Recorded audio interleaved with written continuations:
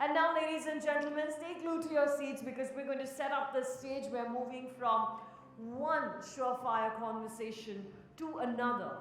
You know, many of the challenges that are faced at work and in society are deeply rooted in how we interpret gender, how we interpret masculinity, and even femininity.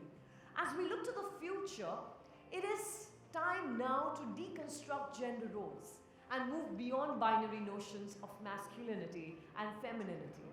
Whether it is encouraging hard to have conversations to address gender biases, whether it's modeling vulnerability, or even taking small steps to normalize differences, all our organizations have the power already to dramatically improve the experiences of people at work. So in our next conversation, we're going to ask the question of what does reimagining masculinity look like in practice, about embracing a healthier version of masculinity, and about overcoming gender bias through conversation.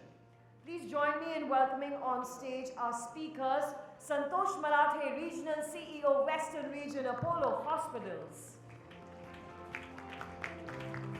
Sanjiv, Navangul, Managing Director and CEO, Bharat, Serums and Vaccines. And in conversation with them is our moderator, CCO, Hotstuff, Medialabs, Terence, Dsouza.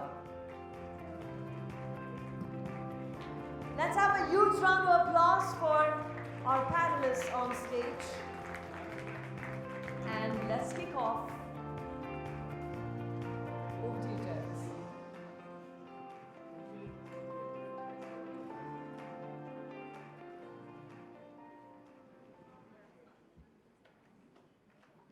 Thank you. Well, at the Best Organizations for Women platform, we're discussing masculinity. And if you're wondering why this is important, then just pay attention for the next 20 minutes because three of us are going to share insights which are pretty vital to organizations and the work culture. To begin with, before I start the conversation, I just want to know, can anyone tell me what's the tagline of Gillette? You all know the brand Gillette, right? Shaving razors. Can you tell me what's the tagline of Gillette? Gillette. Best a man can get. Perfect. So, for years, for decades in fact, Gillette ran with the tagline Best a man can get. And a few years ago, they decided to touch upon this topic of masculinity, a subset of it, which happens to be toxic masculinity. And they coined a campaign addressing how these traits get ingrained in kids from a very early stage and how culture becomes the kind of trigger points for all of this. And then they changed their tagline that the boys of today are going to be the men of tomorrow, so what do you want them to be? And they changed their tagline from a best a man can get to Gillette, a best a man can be. While it seems like a very positive campaign and everything, they had huge backlash, huge. And prominent personalities kind of wanted to boycott Gillette, and they were kind of forced to take down the ad, and all that kind of stuff just went. Now, discussing masculinity also became such a sensitive issue over there. Imagine how it kind of transformed the transcends in a work culture. Because this entire terms of, you all would agree with me, masculinity and femininity, it's just stories, societal stories told us. It's just to put you in a particular box. You are in this category, you are in this category. And it boils down to four basic parameters: behavior, lifestyle, appearance, and expectations. So I have with me two gentlemen who have headed premier organizations in our country, and they have a huge workforce of men and women. So to begin with, speaking about how masculinity kind of brings in this organization dysfunction. So how would you all define it? You all could both answer this question. How would you define masculinity in a workplace? And is there a way in which you would define a healthier version of masculinity that can be embraced? We can start with you, Santosh.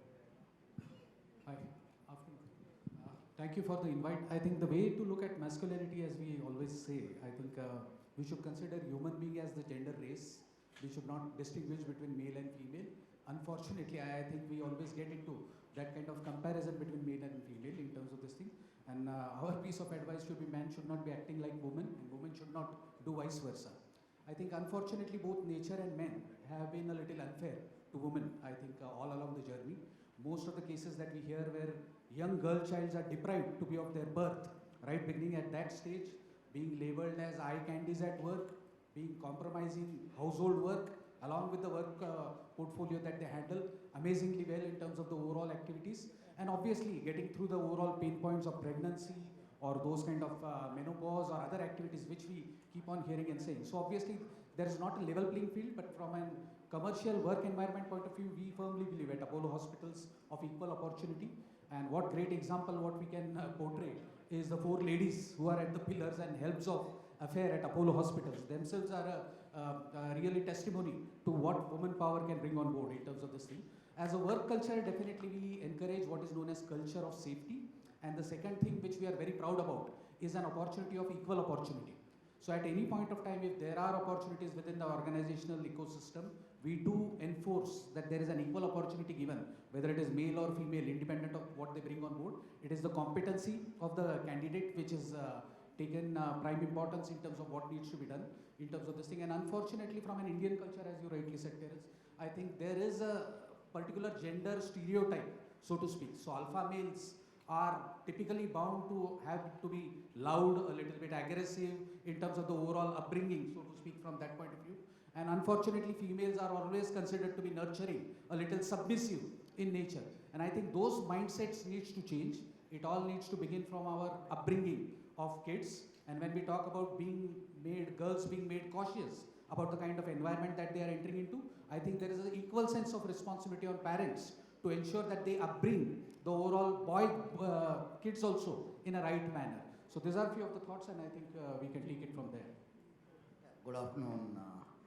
It's interesting from an unconscious bias that 3 males are discussing masculinity, but don't take it otherwise. Yeah?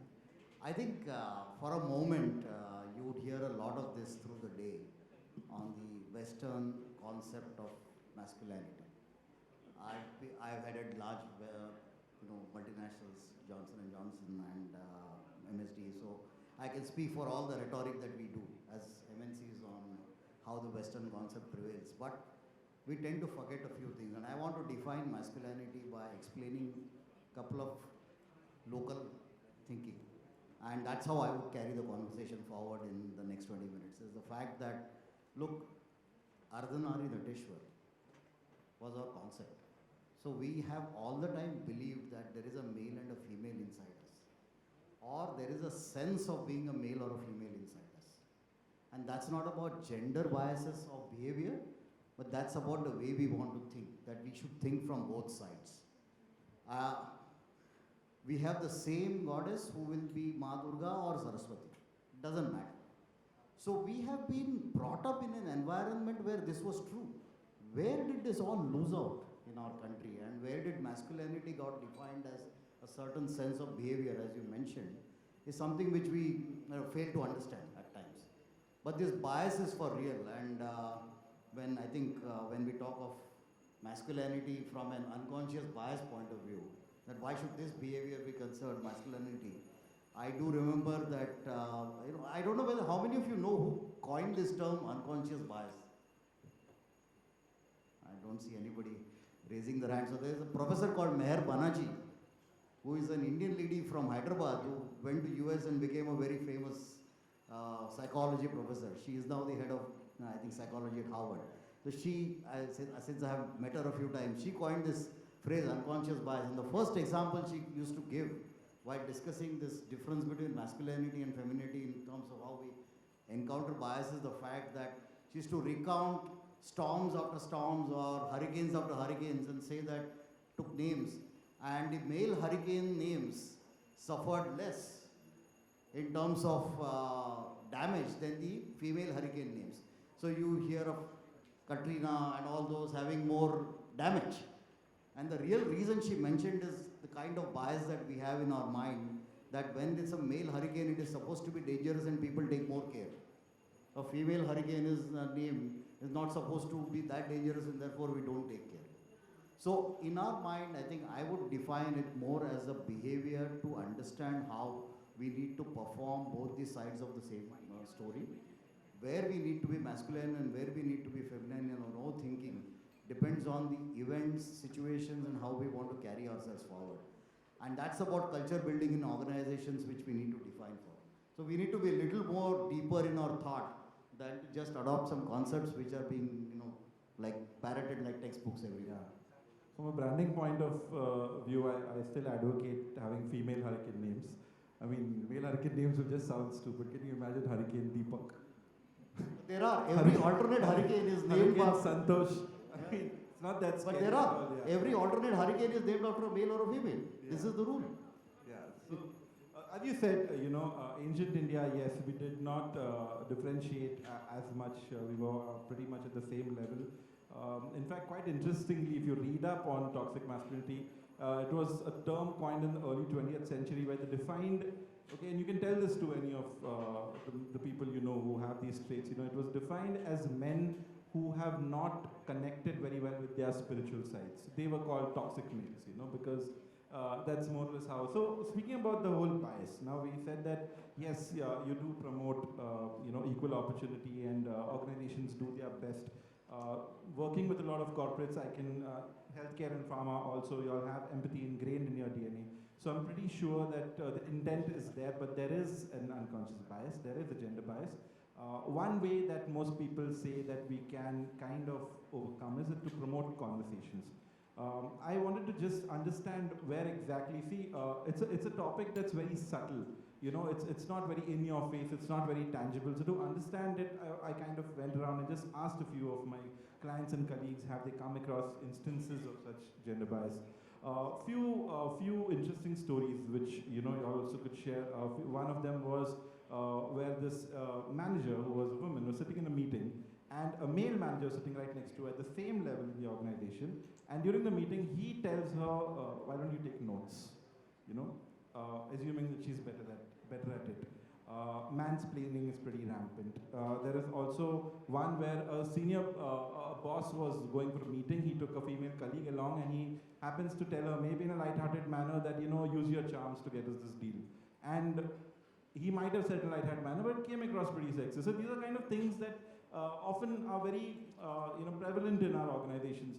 Are there instances like this that you all have come across? And if we talk about promoting conversations to overcome bias, how do you see that panning out? So I think this is very true. What you say is absolutely true, that there is rampant behavioral issue in companies on how they would treat the female employee. I think this is not untrue. But we need to learn to stop people there and then. We cannot be allowing people to do something which is not appropriate. And that is something, which is very, very important. There are many examples that we can quote. But let me get a little bit personal about it and tell you about a personal experience that I had some 3-4 years ago. Maybe it's there on some social media of mine also still.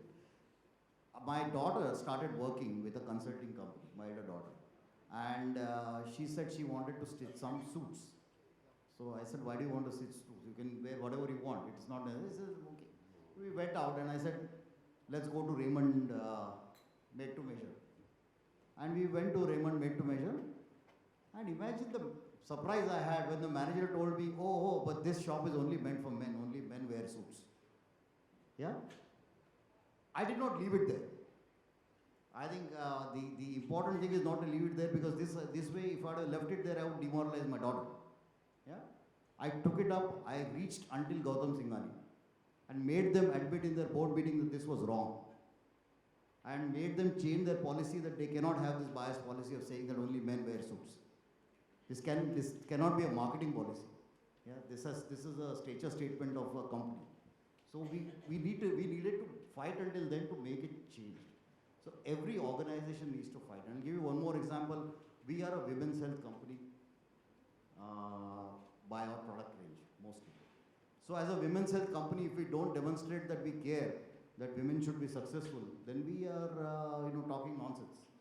So there are many ways to do that, promote that. One of the interesting ways we try and promote, saying that what does our organization stand for. One is to do everything within the company that most companies would do. But we personally now work very closely with a friend of mine, Abhinav Vindra, whom probably everybody knows here. And with Abhinav in his foundation, we do something called Sports for Her, where we are training about 16 women who could be tomorrow's Olympic medal winners. Not in 24 Olympics, but we generally hope that 2028 or 2032, one of them actually wins an Olympic medal. And we are going all out to support them, whatever is required. So now the organization starts believing that it is important for women to be successful. Many a times what we consider we do within the company and what we do within the society, always what will win is what we do within the society. And that kind of behavior promotion, positive behavior promotion, will help us reduce the impact that you're talking and include more conversations around what is right to do for women, rather than trying to continuously look at small issues within the organization. Has it been effective so far? It has been effective. So 6 of them won medals at the national games in Ahmedabad recently. Crazy. Sir, would you like to add to anything more? I think one important topic what you mentioned obviously is the conversation part. It is very, very important to have that candid conversation. And obviously in a work environment, obviously you get people with differing mindsets, differing upbringing in terms of the overall activities. We do encounter issues where people treat a little fellow colleague in a derogatory manner. They treat to undermine the potential of such kind of people. So again, coming back to the culture of safety, that is something which we encourage, that people to be forthcoming, especially the ladies or their co-workers or even male partners who can understand all these dynamics. That is one important element. And just to give you a perspective of how deeply ingrained it is in our cultural upbringing, at Apollo, we run a very successful transplant program. So one of the initiative under transplant program is live donation. You can donate your liver in terms of this thing. And surprisingly, when we sit through all these committees, almost 75% of the donors are female, which is really mind-boggling. And it goes to the extent that people, the ladies who are married, come back to their hometown to give that liver for their working father or working brother. And most of the times, their liver is compromised because of alcoholism. And unfortunately, they don't give up alcohol, but this poor lady needs to come back over all the way. So these are certain insights, and as a part of our obligation to the society, we also do a lot of education counseling in terms of saying that this needs to be, there needs to be a parity in terms of whatever we get into and do into. There are multiple committees to address all these issues. POSH committee is something which we encourage at periodic intervals if there are episodes of this thing, but the important element is people should not be threatened. People should be forthcoming in terms of understanding fairly well that they will not be in limelight for no reason in terms of as and when any incident this can happen. And we do a lot of education series. So it can be the language, the communication, the hierarchy, insubordination, as we most of the times encounter, where female managers is something for the alpha males not to accept it very, very rigorously. So all those kind of education series are being undertaken. We spend a lot of time on sexual advances. If there are any kind of touches, what needs to be getting into this. And there are certain stereotype professions also in healthcare. Like most of the nursing staff is female. Most of the physiotherapists that we have are female. And that's changing over a period of time. But conversation and periodic counseling and enforcing that culture that we are an equal opportunity player, and obviously we will look at the merits of the candidate rather than looking at the gender of the candidate. Yeah, when we are speaking about these traits, as you mentioned also, and the next question I'm going to ask is very personal to both of you all, because both of you all head organizations, and both of you all, in our words, would be called as the alpha male, or the boss, okay? See, these are terms, the macho man, the go-getter, there are certain stereotypes attached to males, and when you trace back masculinity in workplaces, you will say that a lot of men are not in touch with their emotional side. There is a constant need to model vulnerability and get them to accept their emotions, which doesn't really happen a lot. Now, there are people who look up to you in your own organizations. So, there is obviously, you all also at an early stage of your career would have been groomed that you can't show weaknesses, you can't be vulnerable. Just before the answer to the question, I want to know, just to get a perspective on this, in the last month, and be bold while you answer this. In the last month, how many of you all, just the women, okay, how many of you all would have had a breakdown or would have cried? Just raise your hands. Okay. Now the guys, how many of you all in the last month would have had a breakdown or would have cried? there would be many over here who would have done it also would not raise their hands because you're not allowed to. So how as heads of organizations do you all model this vulnerability and inspire, parity, you can say, in your organizations? This is a very interesting question because obviously COVID has been, the pandemic situation has been really an eye-opener for healthcare in particular in terms of this thing. So obviously based on the cultural upbringing, basically in Indian context, obviously males should not be, they should be desensitizing their sentiments is the general norm or the code of conduct as they say. Just to give you a rather funny example, which I will cite it over here in terms of this thing. And most of the times nowadays with birthing ladies, there is a tendency for the fathers to get into enthusiasm and they want to accompany the to-be mothers into the labor room, delivery room. And there have been instances where literally the husbands have fainted by looking at the dilemma of the lady birthing out there in terms of this thing. So that's the kind of strength. While we talk about fatherly care, we talk about the strong alpha male kind of thing, I think it requires just 2 seconds for him to come back to reality in terms of those kind of activities. But coming back to this point, obviously, there is a whole lot of sensitization which needs to be done in terms of male also needs to understand the overall thing. And with working women, more importantly, I think there is a balance which need to be maintained. That sense of responsibility in terms of household work or the basic norms of work. Most of the times maids are handy in terms of helping out for the household chores, but I think that sense of responsibility needs to come in. We are seeing that kind of change, and as a work-life activity also, that is something which we encourage a lot in terms of this thing, because in most of the cases, we have husbands and wife both working at the workplace. There are consultants who are working 24/7, who are on call. So all those kind of elements we do encourage as a part of the overall activity to be much more accommodative in terms of what can be done.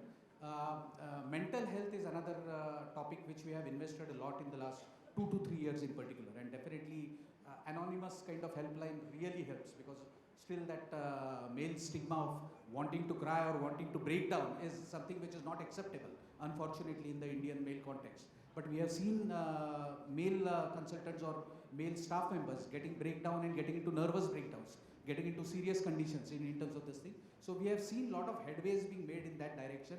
People are more receptive, acknowledging the fact that they also need a break in terms of it's okay to cry, it's okay to be low on a particular day or those kind of things. Seeking help should be made okay, it should be normalized. So just, if you want to add to this final point before we wrap up. Very, very quickly, the point is important, what you mentioned. Leaders have to learn to be vulnerable. Leaders need not be all end all of anything. They are just one among everybody, and at least I practice that very often. You did not see my hand up going up when you asked the question, but literally, why not? Is it anything wrong? Leaders being vulnerable is a great trait, because people below and the employees all in the organization tend to relate to a vulnerable leader more than a non-vulnerable leader. They feel that this guy is as human as anybody else, or this lady is as human as anybody else. So vulnerability is a positive trait and not a negative trait, and leaders need to understand that they're showing your EQ and IQ, or your rational mind and an emotional mind has to balance out when you lead organizations. You cannot have one over the other. Yeah, definitely. I mean, just wrapping up everything we spoke, it's a much wider topic, but we've touched upon it a little. See, it all stems down. Everyone has come on stage, everyone has spoken about diversity and inclusion. I'd just like to kind of summarize what we said. Is inclusion isn't about bringing someone into what already exists. It's about breaking down a complete structure and rebuilding it that's equal for everyone. Because if you just go back to the prime definitions, in simple words, diversity is when you have a seat at the table, inclusion is when you have a voice at the table, but belonging is when you actually be heard. So while we have spoken about masculinity in a workplace, and there are many ways in which we can rethink it, I personally also would, speaking of vulnerability, there have been many instances, but I would like to say that some of my greatest mentors have been women in my entire career journey, and even some of my best HODs in Hotstuff right now are women. So just keep doing the good work, keep inspiring girls. I mean, the future is female. And for this session, thank you, Santosh and Sanjiv. Thank you so much for gracing us with your insights. Thank you.